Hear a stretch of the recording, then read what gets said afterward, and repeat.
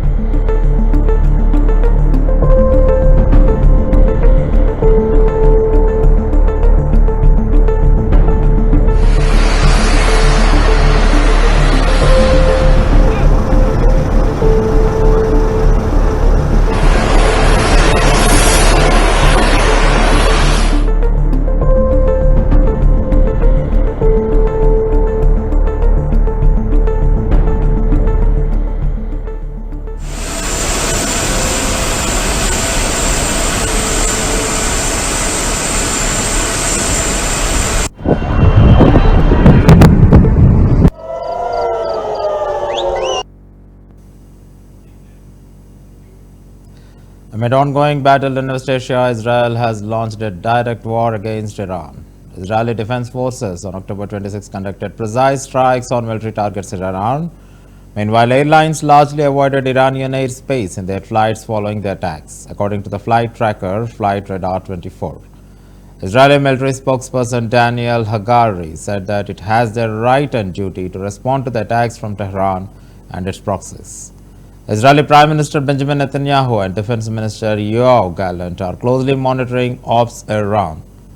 Middle East has been on the edge in anticipation of Israeli retaliation for a ballistic missile barrage carried out by Iran on October 1st. The October 1st attack by Iran witnessed nearly 200 missiles at Israel, Iran's second direct attack on Israel in 6 months. The strikes, which Iran said targeted Israeli military facilities, came after Israel killed the top leadership of Iranian ally Hezbollah in Lebanon.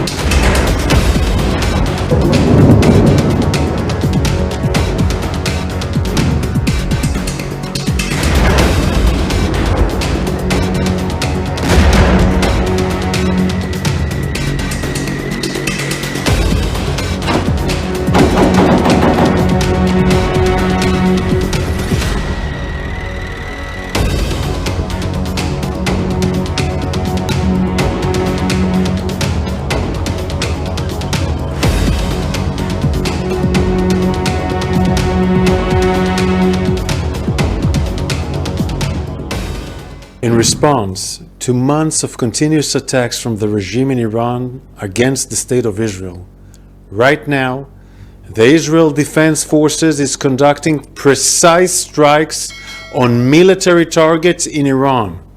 The regime in Iran and its proxies in the region have been relentlessly attacking Israel since October 7th on 7 fronts, including direct attacks from Iranian soil. Like every other sovereign country in the world, the State of Israel has the right and the duty to respond. Our defensive and offensive capabilities are fully mobilized. We will do whatever necessary to defend the State of Israel and the people of Israel.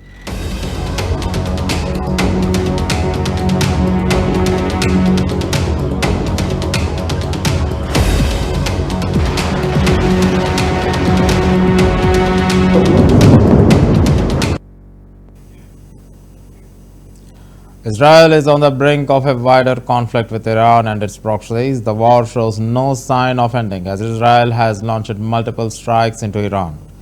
The Israeli Defense Forces IDF confirmed launching strikes in Iran. The IDF stated it's carrying out precise strikes on Iranian military targets.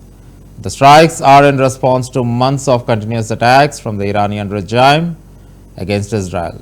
The IDF said that Iranian regime, its proxies in the region, have been relentlessly attacking Israel since October 7th. The IDF declared its defensive offensive capabilities are fully mobilized and it will do whatever necessary to defend Israel. Forces is conducting precise strikes on military targets in Iran. The regime in Iran and its proxies in the region have been relentlessly attacking Israel since October 7th on 7 fronts. The State of Israel has the right and the duty to respond.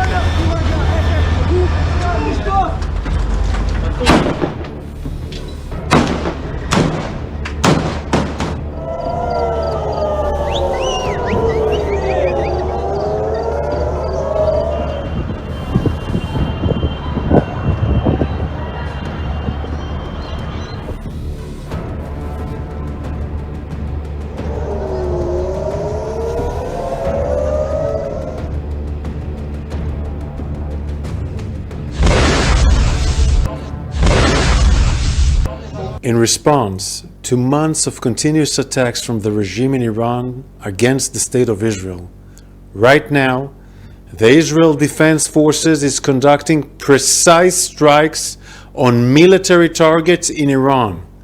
The regime in Iran and its proxies in the region have been relentlessly attacking Israel since October 7th on 7 fronts, including direct attacks from Iranian soil.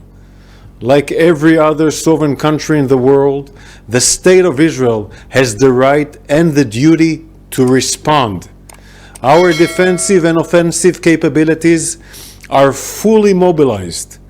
We will do whatever necessary to defend the State of Israel and the people of Israel.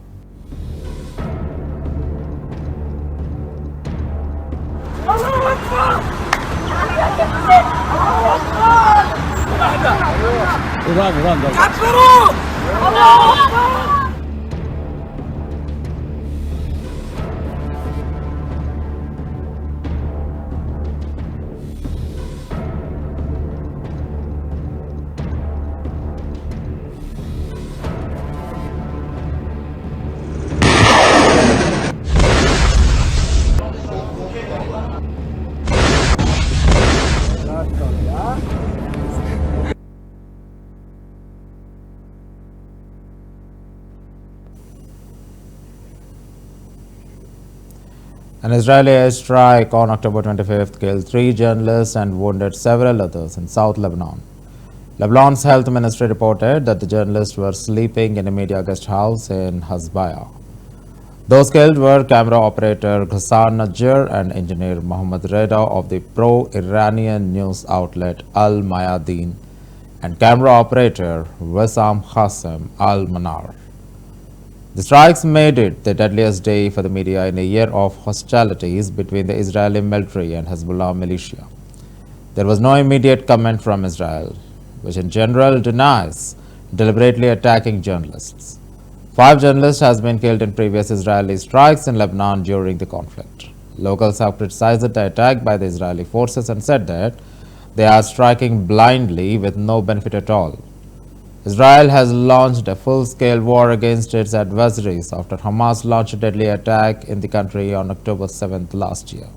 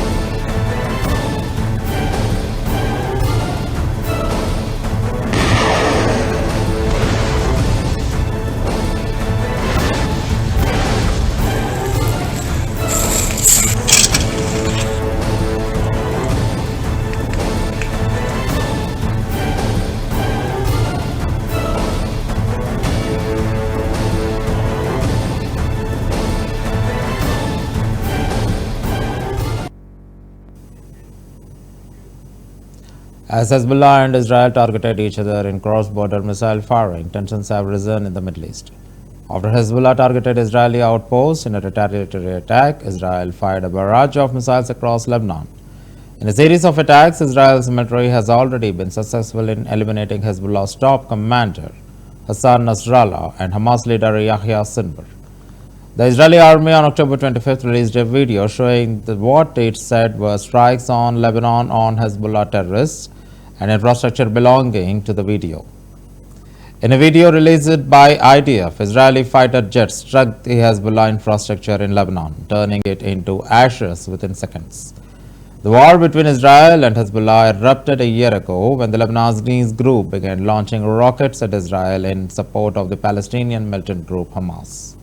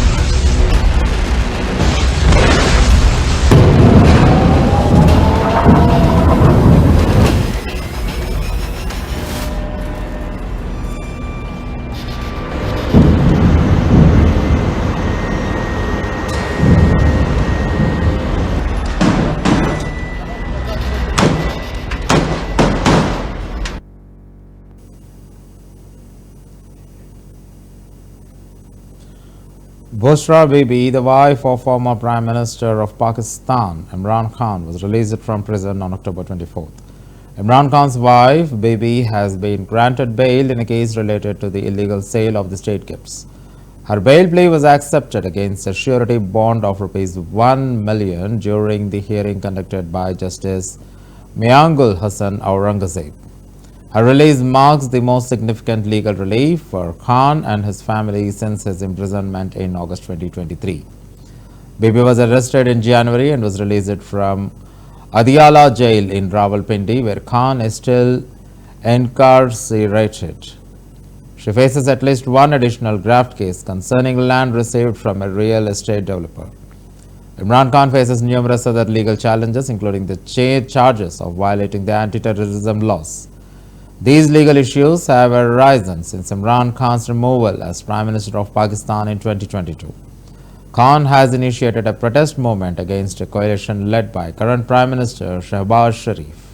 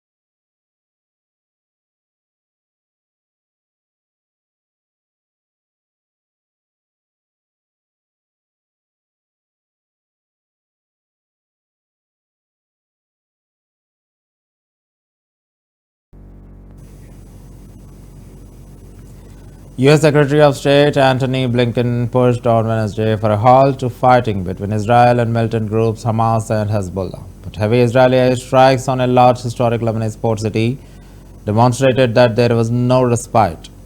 Israel began to bomb the UNESCO-listed port city of Tyre roughly 3 hours after issuing an order online for residents to flee the central areas. Huge clouds of thick smoke billowed about residential buildings. Tens of thousands of people have already fled Tyre in recent weeks as Israel steps up its campaign to destroy Hezbollah in Lebanon and Hamas in Gaza, both close to allies of Iran. A historic Lebanese port city. Israel began to bomb roughly 3 hours after issuing an order online for residents to flee central areas of the UNESCO-listed city. Tens of thousands of people have fled Tyre in recent weeks. US Secretary of State Antony Blinken was in the Middle East on Wednesday to push for a halt in fighting between Israel and militant groups Hamas and Hezbollah. But there was no respite for Tyre, usually a bustling hub for Lebanon's south, with fishermen, tourists and even UN peacekeepers on a break from deployments near the border, spending time there by the sea. And no let-up either for besieged northern Gaza, which Palestinians were fleeing en masse on Wednesday. Health authorities reported at least 20 people killed in fresh Israeli strikes. Khulud Abu Nada was among the many displaced with nowhere to go yet again. It has been 18 days. They have implemented a siege on the north. It was like they put us in a prison. We could not leave. We cannot take it anymore. We are being exterminated in Gaza and no one standing beside us. In Lebanon, Israel's military said it had killed 3 Hezbollah commanders and some 70 fighters in the south in the past 48 hours, a day after confirming it had killed Hashem Safi-ad-Din, the military election, which could upend US policy in the region. Now is the time to turn those successes into an enduring strategic success. And there are really 2 things left to do. Get the hostages home and bring the war to an end with an understanding of what will follow. This was Blinken's first Middle East trip since Israel killed Hamas leader Yahya Sinwar, a death Washington hoped could provide an impetus for peace. But Gaza residents say that since Sinwar's death, Israeli airstrikes pound Tyre, Danilasaranin, the head of the university's Advanced Solar Energy Laboratory at the Moscow Institute of Steel and Alloys, is conducting extensive research to study the structure, properties and purpose of new materials that can be used in industrial production of solar panels. Perovskite possesses unique optical properties, including presence of iodine, which can absorb and store light. This new type of panel is effective not only in sunny regions but also in the areas with many cloudy days, in urban environments and even inside buildings. Reaching for the sun. Instead, he seeks to find and practice ways to harness its energy. Danilasaranin, the head of the university's Advanced Solar Energy Laboratory at the Moscow Institute of Steel and Alloys, is conducting extensive research to study the structure, properties and purpose of new materials that can be used in the industrial production of solar panels. Первая перовскитная панель, выполненная в полном формате с применением промышленных технологических процессов. Это новая технология специального материала, это гибридный полупроводник перовскит. Он разительно отличается от кремния. Кремний – это то, что мы привыкли видеть в чипах и в солнечных батареях, с которыми у нас вообще ассоциируется генерация света в электрический ток. Мы представляем полноформатную солнечную. That's the end of the World 360. Stay tuned to CVR News English.